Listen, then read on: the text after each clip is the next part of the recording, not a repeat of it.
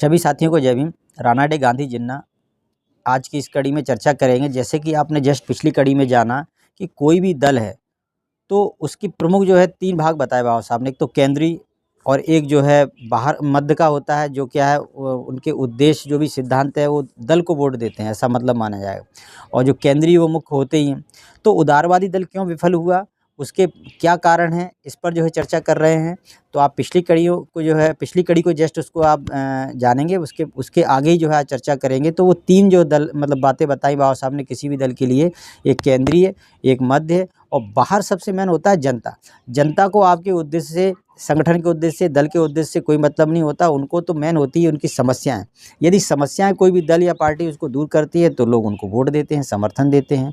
तो इसके लिए जो है बाबा साहब ने कहा कोई भी दल है उसको संगठित होकर संयुक्त रूप से प्रयास करना चाहिए। तो वो उसके लिए क्या आवश्यक है, उस संयुक्त प्रयास के लिए क्या आवश्यक है, तो आज की कड़ी में इस पे चर्चा करेंगे। और बाबा साहब इसके इसी कड़ी में आगे कहते हैं। तो बाबा साहब के शब्दों में तो बाबा साहब कहते हैं कि अब देखना यह है कि संयुक्त प्रयास के लिए क्या आवश्यक होता है। इसके लिए यह आवश्यक है कि व्यक्तिगत मत को जनमत में परिणित किया जाए, यानी व्यक्तिगत मत को जनमत में बदलना है। अतः किसी पार्टी का मुख्य कर्तव्य यह हो जाता है कि जनमत की इस परिणति अथवा निर्माण को किसी सिद्धांत विशेष की स्वीकृति का रूप दे दें।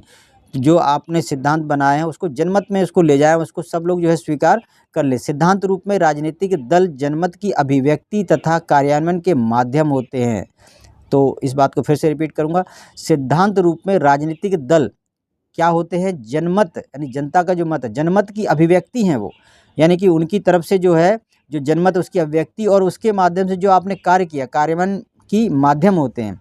परंतु व्यवहार में दल जनमत तैयार करते हैं, पर व्यवहार में क्या करते हैं, दल जो भी है जनमत तैयार करते हैं, जनता को एक मत उसके लिए विचार के लिए तैयार करते हैं, उसका मार्गदर्शन करते हैं, उसे प्रभावित करते हैं और प्राय उसका नियंत्रण भी करते हैं। वास्तव में यह दल का मुख्य कार्य होता है। इसके लिए दल को 2 कार्य करने चाहिए। अब तो कौन सा काम करना चाहिए? पहला काम यह है कि वो जनता के साथ संपर्क करे, क्योंकि आप पार्टी चला रहे हैं, दल चला रहे हैं, संगठन चला रहे हैं, जनता से आप मिलेंगे नहीं, जुड़ेंगे नहीं, उनसे जो है रूबरू नहीं होंगे, तो तब तक क्या है, जनता से आप जुड़ नहीं पाएंगे।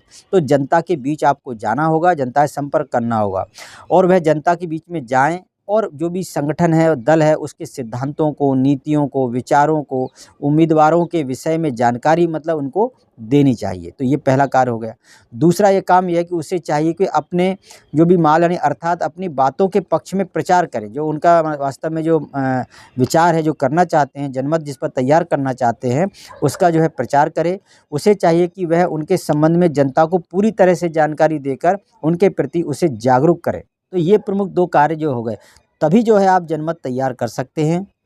तो इसी में बाबा साहब ब्राइस के शब्दों में कहते हैं कि ब्राइस का विचार है कि मतदाताओं को उन राजनीतिक मसलों की जानकारी दीजिए जिनके बारे में उन्हें निर्णय करना है। उन्हें अपने नेताओं के विषय में सूचना दीजिए तथा अपने विरोधियों के दोषों और अपराधों को बताइए।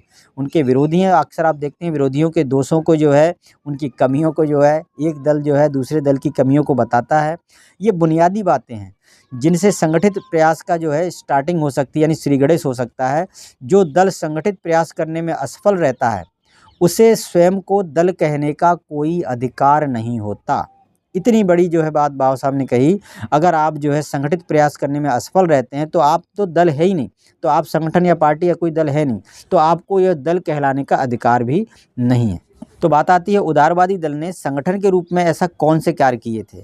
तो आपको जो है इसकी अगली कड़ी में जानकारी मिलेगी, तो आप जुड़े रहिए इन कड़ियों से। अभी तक आपने चैनल को सब्सक्राइब नहीं किया, सब्सक्राइब कर लीजिए, लोगों तक शेयर जरूर कीजिएगा, क्योंकि बाबा साहब को मानने से ज़्यादा जानना जरूरी है, जानने के लिए पढ़ना जरूरी है। और यह जो है कड़ी यानी यह जो बुक है राणा डे गांधी और जिन्ना, बिल्कुल अंतिम पड़ाव पर है और 1-2 कड़ियाँ और रह गई हैं छोटी छोटी। तो आप जरूर इन कड़ियों से जुड़े रहिए।